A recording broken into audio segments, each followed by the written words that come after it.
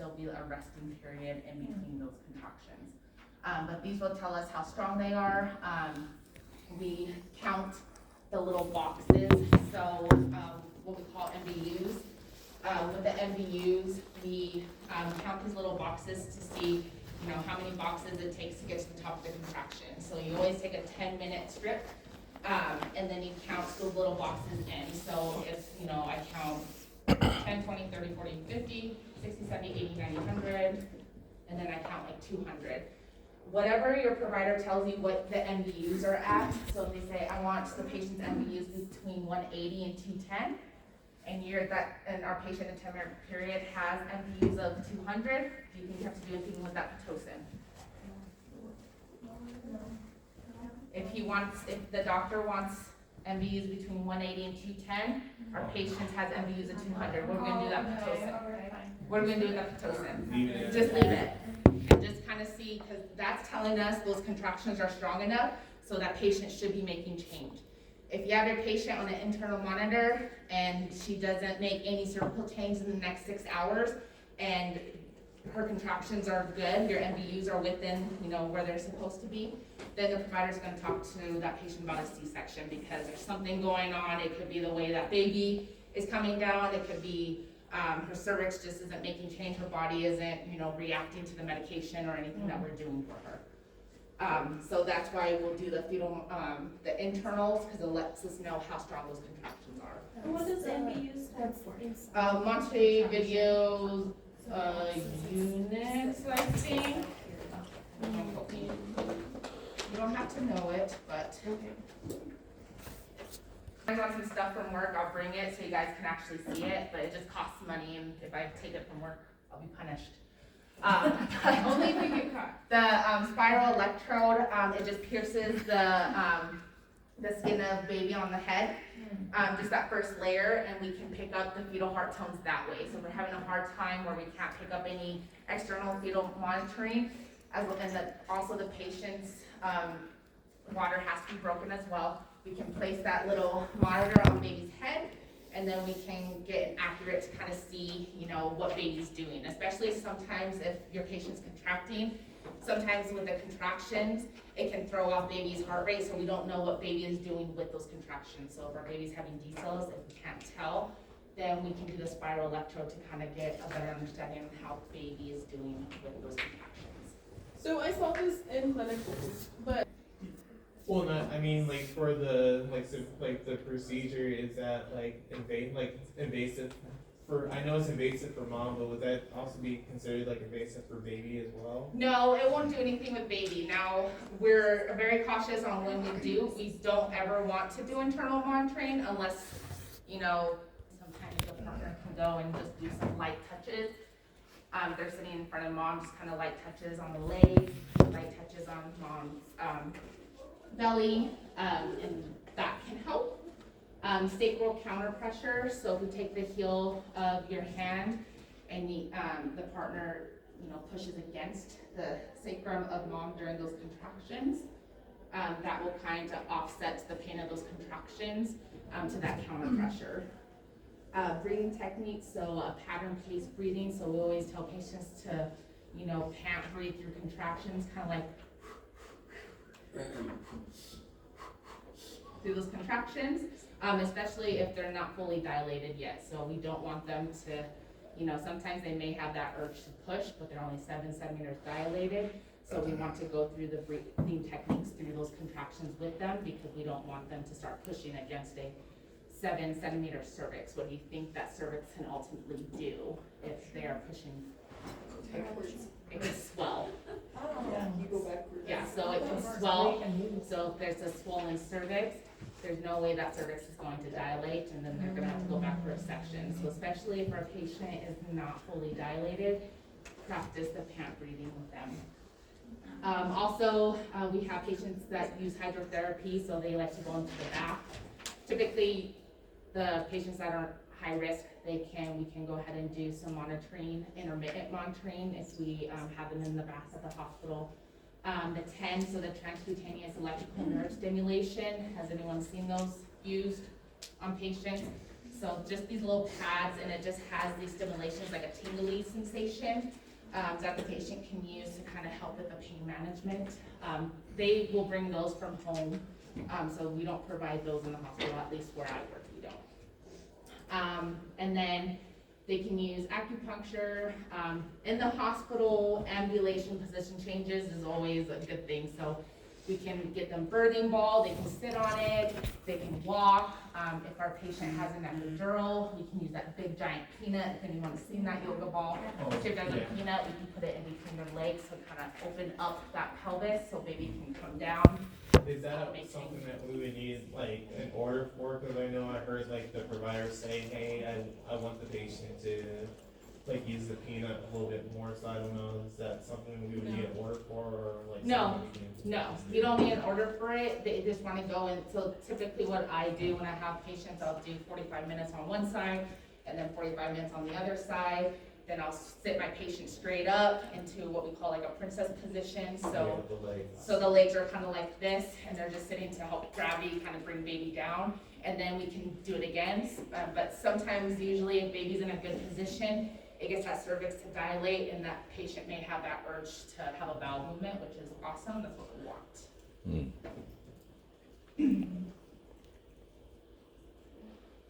So just interventions. So there's always childbirth education. They can go to Lamaze classes.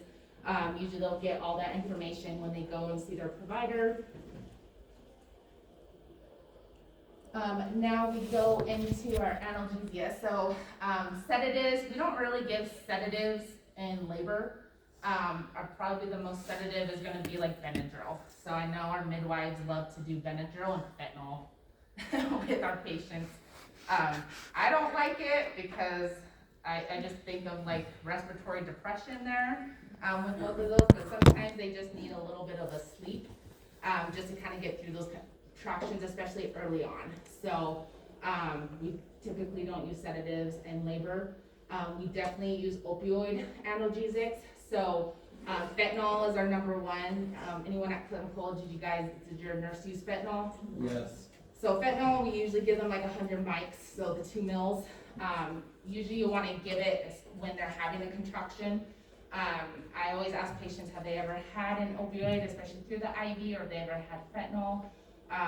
And you can, go slow. So usually through one contraction, I'll give 1 mil, and then I'll wait for another contraction, and then I'll give another mil with a fentanyl. But sometimes with the opioids, they may feel kind of like dizzy, nauseous, and then especially if they're early stages of labor, so they're in that latent phase, so they're only like a couple centimeters dilated, but still hurting a lot, but they don't want to get the epidural just yet. That will kind of help with the contractions. They'll get a little bit of rest in between. We can give fentanyl typically every hour, but usually they have a max dose of 4 doses. If they are getting fentanyl every single hour for 4 doses and they want more after that, usually we just talk to them about getting an epidural because we can't just keep getting fentanyl, especially when you get closer to having a baby. So just be cautious when you are giving opioids. You always want to check your patient's cervix first. So if our patient is 7 centimeters dilated, we're probably going to hold the fentanyl because we don't know that patient can go from 7 centimeters to 10 centimeters in less than an hour, typically in that transition phase. So before giving, if they haven't had a cervical check in a while, always just check their cervix just to make sure they're not more dilated. If we give it to them, so say our patient was 6 centimeters dilated, and then 20 minutes later, she had a baby. Sometimes those babies can come out with respiratory depression. They don't want to take a breath. So sometimes we have to do a little bit of bagging of that baby to give some breaths so we can open those babies' lungs so they can wake up a little bit. So we don't use Narcan anymore on babies. So sometimes they were using Narcan on babies that patients were who received fentanyl before delivery, but they turned away from that. But there is Narcan available if we have to give that to baby. But typically we just help baby just with some breaths, and then usually baby will kind of come out of it. Didn't that happen with maybe the epidural? No, not with an epidural. So with the IV medications, it crosses the placenta, so baby sees that medication. Yeah. So sometimes if you give them the opioid, you know, if your baby had like moderate variability with axils, baby may go through like a sleep cycle, so it may have that minimal variability. So it does, with the IV medications, it does cross the placental barrier. With the epidural, it doesn't do anything. It doesn't touch the placenta whatsoever. Baby doesn't see any of that medication. Metoclopramide, so if there's some nausea and vomiting, they can also use it for anxiety, but typically we'll give like Zofran, especially if there are nauseous and vomiting, the closer that they're getting to completion of the cervix. And then our next is going to be our inhaled, so there is nitrous oxide available. Did any of the patients at clinical use nitrous at all? Yeah.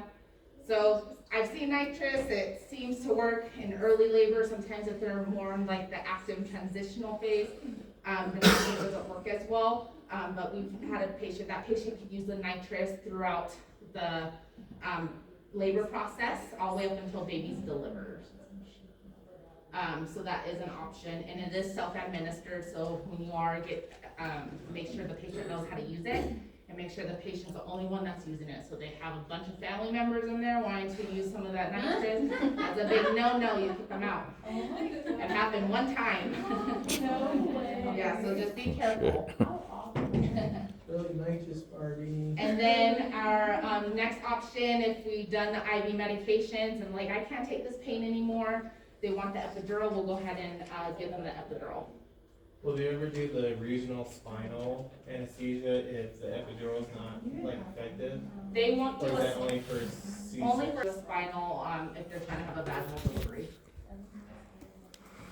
So I know on the CMS, they had the pudendal block, so just kind of know what that is. I won't have it on this exam, but it was seen on the CMS the past couple semesters.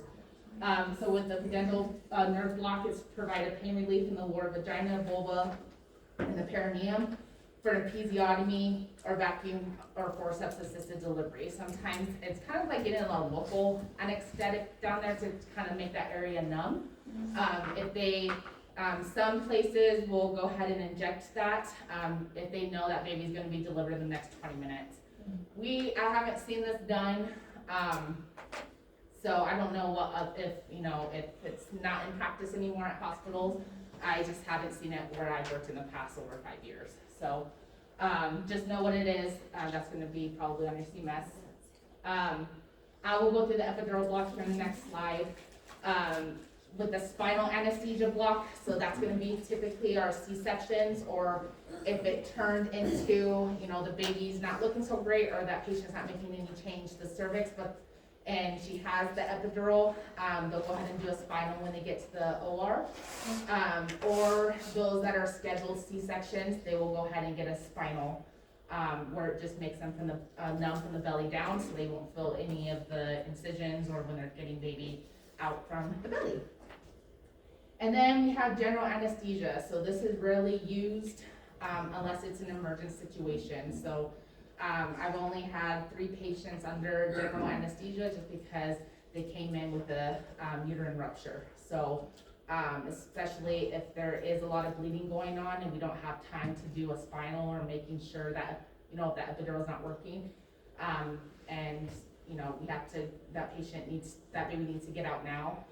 We'll go ahead and just put that patient under general. But just know when your patient's under general anesthesia, you do have to have an OR team that will go and recover that patient. So sometimes on the night shift, you're gonna have to call on-call OR team because we have a patient under general anesthesia. I've had one patient say, I'm not getting an epidural, can I just go under general anesthesia?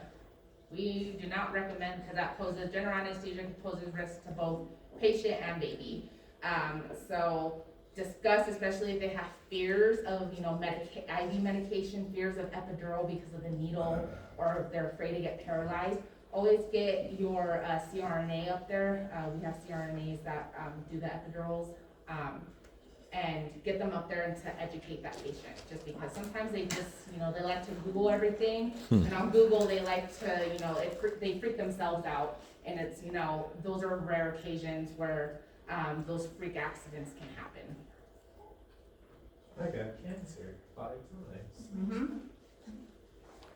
Okay, so, know this slide, you will have a couple questions. So with the epidural block, if your patient is requesting an epidural, we're going to bolus them a full liter of fluid. So those that have hypertension or preeclamptic, ask the anesthesiologist or the CRNA how much fluid you want that patient to have before setting them up for an epidural. So the number one cause that happens with the epidural is that patient's blood pressure can drop, so they can become hypotensive. So we always want to give fluids before to try and prevent that from happening.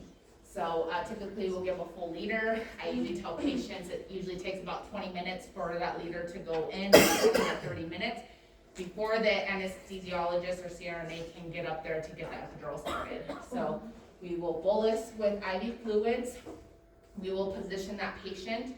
So I've never seen them insert it where the patient's laying on their side, but the patient can lay on their side and get it done. But typically, with the epidural, we just sit our patient at the edge of the bed, facing us, and usually we can have the partner sit in front of them. But basically, they're just kind of sitting there at the edge of the bed like this, and then we just get them in position. So usually, the position we put them in, we want that spine to kind of come out because that CRNA has to go in between the very small space to get to the epidural site. So kind of what we tell them, just think of like an angry cat. The back kind of goes up, so the same thing, we're having to take a deep breath and drop your shoulders. And then we're just gonna have them come out like this. And then sometimes we can get them like a pillow to hug so they stay in that position. Sometimes we can lift their feet up on their partner's legs to kind of curl around so that spine can poke out a little bit more. But if we can get them in a good position, the whole process will take a lot, will be faster. Once that patient, we're good, they tested it, it's in the right spot. Now we're just taking that patient up. We're gonna go ahead and lay our patient back in bed. Do you think we're gonna lay our patient directly on her back? No, because that can cause some hypotension there. So what you're gonna do, you're going to stick a pillow underneath their hips just to kind of keep them off of their back. You don't want to turn them fully on one side because the epidural works by gravity. So if you have them turned all the way to the left side, where do you think that epidural is going? All the way on their left side. So they're definitely going to have a lot of filling in their right side. So if we just tilt them a little bit, just enough where we can get them off their back, it should go in evenly. Do not switch the position of your patient until the patient feels numb, either numb or she can't feel the contractions at all evenly. So she, if your patient's, tilted and they're like, I can still feel contraction here on this side. Then we can go ahead and turn that patient to the right side. They get their little special PCA button to give them a little bit extra dose of that epidural. They cannot overdose on the epidural, so they can press it as many times as they want, but it's going to lock them out. So they can press it that one time, and usually that bolus of medicine takes about 10 minutes to go through. So typically you can cover that side if they're feeling that one-sided pain with those contractions. We're going to monitor the fetal heart rate, so we'll put the monitors back on to make sure we're picking up contractions, make sure baby's looking okay. Sometimes you'll notice if the patient's a little bit hypotensive, the baby may have some late decelerations happening. So always check the blood pressure. Usually we run the blood pressure every 2 minutes in the first 30 minutes after getting the epidural. If our patient's blood pressure is still low, then we can give some pressors, so medication to raise their blood pressure. So usually we can give them ephedrine is what we typically can give them, or phenylephrine. Vacuum. Also the vacuum. They vacuum. And so once they get an epidural, if they're numb, what else do you think we need to do? Catheter. So Foley catheter. So every one that gets an epidural is going to have a Foley catheter inserted. I know they're At other hospitals, they're just doing a straight cap like every couple hours, because they said that's posing less risk of infection rather than a Foley staying in there longer. I feel like that's posing more of a risk though, if you're going in every 2 hours, capping them, especially if, they got their epidural early on. At 1 centimeter, sometimes can take a little over 24 hours with that epidural, to get, labor going. And I think that's about it. So again, epidural block, we want to bolus. They're at risk for hypotension is the main thing you need to remember. And if they are hypertensive, you want to lay them in a lateral position. So you can lay them to the left or you can lay them to the right. Or you can sit them up. It just kind of, it just depends. So just kind of what the blood pressure or what baby looks like. You have to switch positions. There's no right or wrong position. Okay, and then we already kind of went through the Leopold maneuver, so we will you will see this throughout the semester. So it's probably something important to remember, especially when it comes to the CMS. Just kind of need to know the steps.